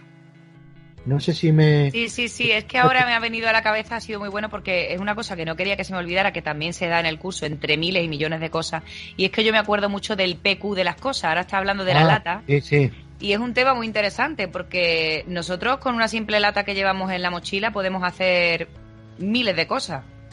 El PQ es un concepto que hemos inventado, desarrollado en la escuela, y le hemos puesto el PQ, que son las siglas del para qué, o el para qué de las cosas. Porque cuando encontramos una lata en la calle, pues algún desaprensivo no la ha echado en la papelera y la coge, la tira en la papelera. Pero una lata, ¿sabéis lo que es encontrarla en modo supervivencia? Un regalo divino. Porque el ser humano, el ser urbanita, cuando vemos una lata no la consideramos nada más que por su utilidad como un recipiente que ahora mismo está vacío y no tiene ninguna utilidad. Pero el PQ consiste en que cogemos esa lata, vamos pasando entre los 4 o 5 personas que estamos en el grupo, y cada uno tiene que decir una utilidad de esa lata o de ese material para el agua, el fuego, el refugio o los alimentos. Por ejemplo, es un recipiente, pues podemos hervir agua, apuntamos un punto al agua. Ahora se lo paso al compañero. Pues mira, la anilla superior con la que se abre, si la limamos por un lado, tiene forma de anzuelo, pues nos sirve de anzuelo. Pues apuntamos otro punto a alimentación. Si metemos, por ejemplo, lo podemos usar también para ahuyentar a los animales. La lata metiéndole piedras o... Sí, también puede ser eso, pues eso es refugio. Si tenemos animales peligrosos en el entorno, metemos piedrecitas, la amarramos de una cuerda, y si algún animal mueve la cuerda, clink, clink, clink, tenemos una alerta, vale, a refugio también. Si abrimos la lata, en su interior es una capa completamente reflectante de aluminio para hacer señales, pues al refugio también. Si esa placa de aluminio reflectante, si le damos forma cóncava, es una lente, concentramos fuego, podemos hacer fuego. Si hacemos virutas con una navaja y tenemos una pila, creamos una resistencia, saltan chispas y hacemos fuego también, otro punto al fuego. Si doblamos la lámina de aluminio, hacemos una punta de lanza, otro punto al tema de alimentación para cazar, y así hasta 25 cosas. Es increíble lo que una simple lata, el regalo divino que se supone en supervivencia. ¿Por qué? Porque nos hemos quitado las antojeras. ¿Sabéis lo que son las antojeras? Lo que llevaban los mulos al lado de los ojos para que no se distrayeran. Es decir, la sociedad nos ha hecho ver una lata como un simple recipiente. Nosotros tenemos que desarrollar nuestra imaginación para ver todos los recursos susceptibles de una lata. No ya solo en cuanto a su forma, que es un recipiente, no ya solo en cuanto a su estructura, que es podemos abrir ese recipiente, sino también conforme a su material que lo compone, porque si hacemos un horno, que no hemos hablado de fuego, pero hacer fuego en supervivencia consiste en hacer distintos tipos de hornos, y podemos hacer un horno no solo para calentarnos, no solo para hacer pan, hacer un horno para fundir metales y saber que el aluminio funde a 700, recordad, 50 y algo grados, que los vamos a alcanzar con el horno que vamos a construir, pues fundiendo suficientes latas de aluminio podemos hacer moldes en cerámica y construir elementos de metal, de aluminio. Es decir, fíjate lo que una lata nos da. Pues si ese concepto de PQ de una lata lo aplicamos a un bolígrafo, a un plástico, a cualquier cosa, resulta que todas esas cosas nos dan un montón de recursos para la vida. Sí. Una lata, 20 y tantas cosas. Y ahora te digo yo, y un coche estropeado. Un coche Buah. sería lo más grande de lo más grande. El PQ Ya. de una lata he sacado 20 y tantas, de un coche estropeado o los restos de un avión, pues ya saco ahí, yo qué sé, en Manhattan. Increíble. Mira, hay un tema que otro taller de los que se dan en supervivencia, que es de cartografía. Me La, encanta, a mí me encanta. No me solo apasiona. me apasiona. De hecho, ya en el año 86 hacíamos correcciones de los mapas al Instituto Geográfico Nacional y bueno, nos hicieron regalos de mapas y algunas cosas interesantes. Bueno, pues la cartografía, que es uno de los medios un poquito de la ciencia un poco olvidadas, porque con esto no, si a mí no me hace falta aprender de mapas, yo llevo un GPS o llevo mi móvil. Bueno, las tecnologías, que sepamos que es lo primero que desaparece en situaciones de supervivencia. Y hemos dicho antes que en supervivencia lo que se trata es no ser dependiente. Si tú dependes de tener batería en tu móvil o cobertura de GPS o red, estás vendido absolutamente. Sí. Entonces los mapas es algo que sí o sí hay que llevarlo, y no solo llevarlo, sino además gestionarlo. Entonces nosotros en el curso de nivel 1 hablamos sobre mapas, damos una introducción y la gente aprende a lo que es localizarse por coordenadas, lo que son las escalas, lo que es las curvas de nivel, la equidistancia de curvas, los distintos nortes, el norte magnético, el norte geográfico, orientar un plano, calcular pendientes, saber la diferencia entre el cálculo de pendientes en porcentaje y en grado, que sabes tú que eso es algo también que la gente se equivoca mucho. Sí, Y bueno, y en el curso un poquito más avanzado, no solo ya aprendemos a gestionar los mapas, sino es que aprendes a hacer mapas. exacto. Aprendes a hacer mapas, es decir, vas a construir elementos cartográficos con 4 palos y un hilo. Vamos a construir un cuadrante, una ballestilla, un telémetro, por decirlo de alguna manera, y cuando subamos a lo alto de una montaña, vamos a dibujar el contorno de todas las cordilleras, ríos, lagos y todo lo que nos rodea. Vas a marcar distancias, rumbo y pendientes hasta distintas zonas. Es decir, si estamos perdidos en medio de los Andes, yo subo a lo alto de la montaña con algunos de mis compañeros o mis instructores y son capaces de hacerte la cartografía, un croquis topográfico de todo el entorno. ¿Para qué? Para no estar perdidos, para localizarte y para saber por dónde tenemos que evacuar al resto del grupo. Y algo ya que, si me permite, Laila, Sí, sí, sí. alucina, que tiene que ver con el concepto de inteligencia, que es con el que empezamos la primera charla, y es que yo me quedé alucinado cuando ya hace años leí que Eratóstenes de Cirene, Eratóstenes de Alejandría, el secretario de la Biblioteca de Alejandría, en el año 300 antes de Cristo calculó el perímetro de la Tierra. Repito, en el 300 antes de Cristo, que no estaba inventado ni el cero, porque el cero fue una incorporación de los árabes en el siglo IX, ya ese hombre calculó el perímetro de la Tierra. Y como lo suelo decir al inicio de los cursos a mis alumnos, vamos a ver, aquí el más tonto tiene el bachiller superior, hay 3 ingenieros, 2 informáticos y un mecánico. Decidme cómo calculó el perímetro en el 300 antes de Cristo. Para empezar, que la mitad no se acuerda lo que es el perímetro de una circunferencia, se lo tengo que recordar yo, que es la longitud de la circunferencia es 2 por pi por r, ¿vale? Y ahora la pregunta es, ¿cómo calculó Eratóstenes el perímetro de la Tierra? Es increíble, ¿verdad? Si os lo explico, después de explicarlo, dirá la gente, ah, es verdad, pues sí, se puede así. Pero la pregunta no es cómo lo hizo ese hombre, sino cuál es el proceso cognitivo de inteligencia y de razonamiento que le llevó a Eratóstenes a concluir que de esa manera se calculaba el perímetro. Es decir, yo no quiero la solución, quiero el proceso cognitivo que le llevó a Eratóstenes a calcular el perímetro. Bueno, pues esa es la esencia de los cursos de supervivencia, enseñar a pensar. Y eso es lo que me llevó a buscar la mayéutica, que es el arte de razonar. Y no es que yo sea a mí no me viene la formación por inspiración divina, me viene porque acudo a las fuentes de formación, a los filósofos, a los psicólogos, a los libros, a la gente que sabe. Y cuando cogí ese sistema de mayéutica o de razonamiento, lo apliqué en la escuela y antes de pasarlo a mis alumnos, lo puse en práctica conmigo mismo y me hice yo mismo una evaluación, que fue, Ignacio, ¿qué? Hostia, Examen, digo, no me digas, yo mismo. La pregunta es la siguiente. Sales a la naturaleza y tienes que calcular la latitud y longitud del globo terráqueo donde te encuentras observando los astros. Sí, Es sí, decir, tienes que decir, estoy latitud norte 28 grados 30 minutos o longitud oeste 45 grados 12 minutos, sin más medios que tu inteligencia y ya está. Y el cordón de los zapatos. Te voy a dar esa ventaja. sí, sí, ¿Vale? yo la verdad que he tenido la suerte de hacerlo con vosotros en varias ocasiones y bueno, es como decía al principio, es que esto es la punta del iceberg, porque ya no solamente el situarte, el poder saber una distancia de un sitio a otro, lo que tú dices, y bueno, eso no lo cuentes porque eso se van a quedar con la intriga, pero con una simple gorra, que eso a mí no se me va a olvidar jamás. De si alguien necesita saber a qué distancia estás de esa persona en un campo abierto y rescatar a esa persona y lo puedes calcular con una simple gorra.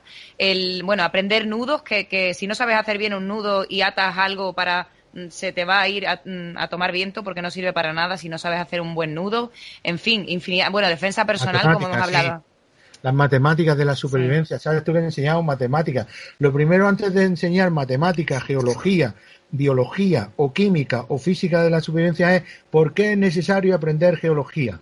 Porque aprende dónde están las aguas, las subterráneas, los fenómenos cárticos. ¿Por qué es necesario aprender matemáticas de la naturaleza? Porque nos permite calcular la anchura de un río, la distancia a la que se encuentra una caravana que ves en el desierto, la altura de un acantilado, muchísimos. Y además no aplicamos fórmulas, es todo de carácter intuitivo, no necesitas tener una formación, ni siquiera voy a hablar de senos, ni cosenos, ni tangentes, ni arcotangentes.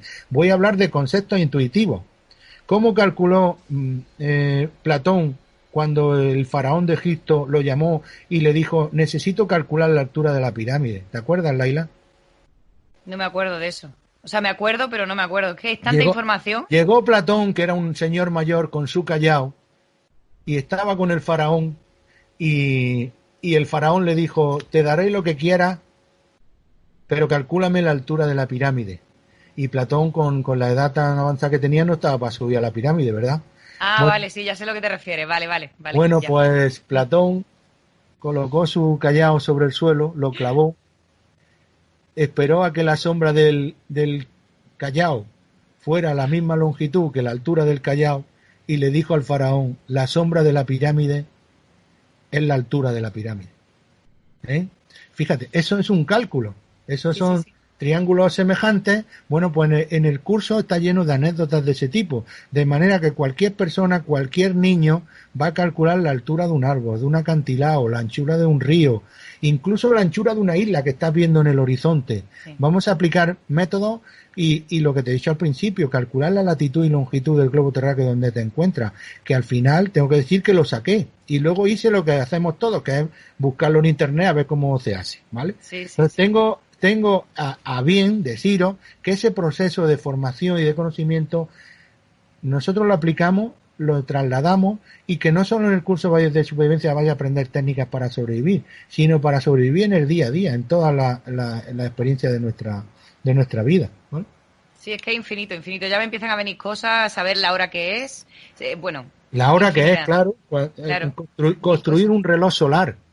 No solo vamos a construir un reloj solar, porque yo lo llevo ya construido y lo pongo y esta es la hora solar. No, vais a entender cuál es el concepto de hora política, de hora solar, cuál es el concepto de meridiana solar, por qué nosotros la calculamos sobre Greenwich, cómo se calcula que es un ángulo horario, que son 15 grados y es lo que corresponde a 360 entre 24 horas, lo que se mueven los astros cada hora, porque 360 es una circunferencia entera, entre 24 horas da 15 grados. Los astros, el sol, la luna, se mueve un ángulo horario que son 15 grados. Vais a aprender a calcularlos con los dedos, con las manos, estirando tu brazo y poniendo un dedo, el nudillo, el puño o Sí. los brazos, o los dedos extendidos.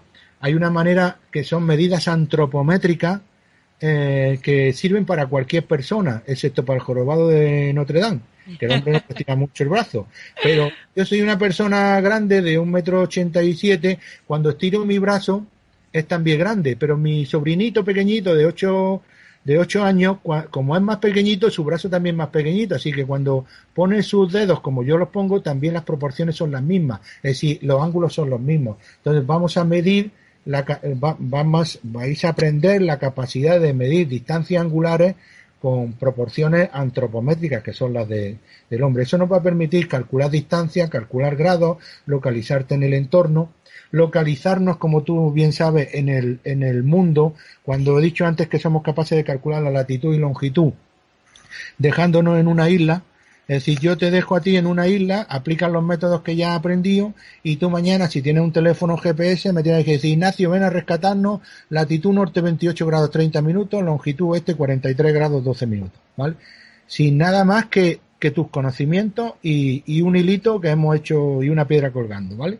Que eso lo podemos dejar por otra ocasión o que vengan los alumnos a aprenderlo. Mira, precisamente quiero proponer una cosa para todos los que nos están escuchando, porque yo además ya lo sabes que tengo muchísimas ganas de volver, que entre una cosa y otra pues no ha podido ser. No sé cuándo tienes previsto por aquí, por Granada, por Málaga, pero quiero que me vaya informando y me gustaría que a todas aquellas personas que les gustaría ir, que me lo digan, que ya saben que también tienen el teléfono el 636-923-757, que se apunten, que yo me voy con ellos, nos vamos con Ignacio, con la Escuela de Supervivencia, porque es que de verdad que tenéis que hacer por lo menos bueno, es que vais a hacer el nivel básico y vais a querer volver, o sea, estoy segura de ello, porque es que es lo que tú dices, no se trata de supervivencia, se trata de información, de conocimiento, de sabiduría, ¿no? Sí, de sabiduría en general, sí. También de las vivencias del ser humano. De hecho, no ya solo a nivel personal, sino nos están llamando empresas para hacer supervivencia para empresas. Una especie de team building, de trabajo en equipo, porque en supervivencia salen los ángeles buenos y los ángeles malos de las personas. Cuando la realidad nos lleva a situaciones extremas, es donde sale la humildad, la capacidad de colaboración, de compartir y de todo eso, ¿no? Entonces, a veces ese tipo de vivencia los empresarios lo quieren trasladar a su equipo y nos llaman a empresas para hacer vivencias de supervivencia donde hay que compartir una tienda de campaña, donde hay que compartir una tortilla, un trozo o un huevo duro para tres y cosas de ese tipo, y es donde ves las personas en su esencia, en su fuera del entorno un poco jerarquizado que a veces las empresas nos tienen, y ahí se sacan los valores y se ve la capacidad resolutiva y de fortaleza también de los seres humanos. En definitiva, ese es un poco la visión, misión y valores de la escuela, formar a las personas para ser autosuficientes en cualquier tipo de situación que minore o ponga en riesgo su integridad a todos los niveles, y eso también nos hace ser fuertes, porque qué mayor supervivencia la de muchas personas que en el día a día están luchando con una economía, con una situación difícil, conflictiva, familiar o con un tipo de problema. Eso es supervivencia también.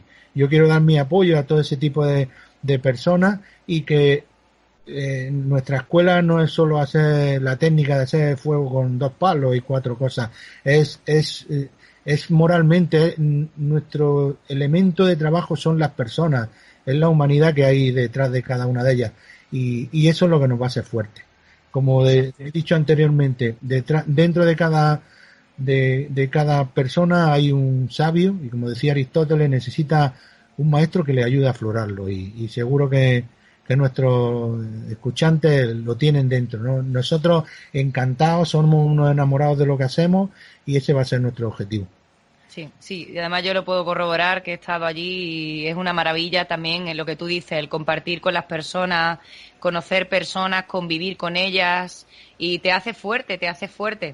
Mentalmente, no hablamos de físicamente, mentalmente te hace muy fuerte, y bueno, yo lo recomiendo, y quiero que ya que estamos, Ignacio, le digas a todos nuestros oyentes dónde te pueden encontrar, aunque cuando termine el programa yo lo voy a colgar en Facebook, pero dónde pueden encontrar la página, o dónde pueden ponerse en contacto contigo.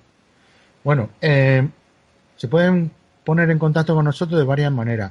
Hay una página web que es www y luego esupervivencia.com, es decir, primero una E de escuela y luego la palabra supervivencia.com. En un correo electrónico que es esupervivencia@gmail.com, Incluso voy a dar mi teléfono por si alguien quiere mandar un WhatsApp o llamarme, que es el 629-627523. Estaremos encantados de ayudar, de formar y deciros también que cuando alguien pasa a ser un alumno nuestro, no solo contrata un curso, está, si lo desea, obviamente, perteneciendo a un colectivo de personas enamorados de lo que hacemos, apasionados, y que tienes como mínimo un año entero para seguir asistiendo de manera gratuita al resto de cursos. Y digo un año por poner una fecha, porque en todos los cursos que hacemos, pues a lo mejor la mitad son alumnos nuevos y otra mitad o más de la mitad son alumnos que ya hicieron el curso y vuelven a repetirlo sin pagar obviamente nada, porque nos lo pasamos estupendo, creamos amistades, incluso salen socios de trabajo y estamos creando una comunidad. Es decir, tú no estás solo contratando un curso, estás creando una comunidad donde nos ayudamos y mantenemos una relación en grupos de WhatsApp y email.